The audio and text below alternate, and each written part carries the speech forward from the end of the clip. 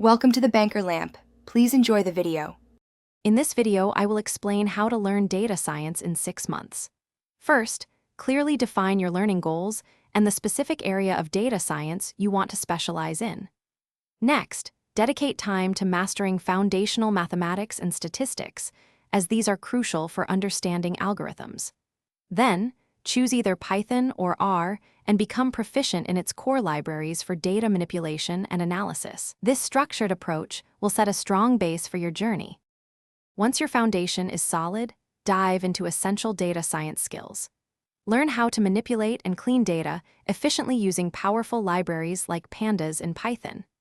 Explore a range of machine learning algorithms, understanding when and how to apply them to different problems. Finally, develop strong data visualization skills to effectively communicate your findings and insights to others, making complex data understandable. Hands-on experience is vital for learning data science. Start by working on small, guided projects that allow you to apply the concepts and tools you've learned.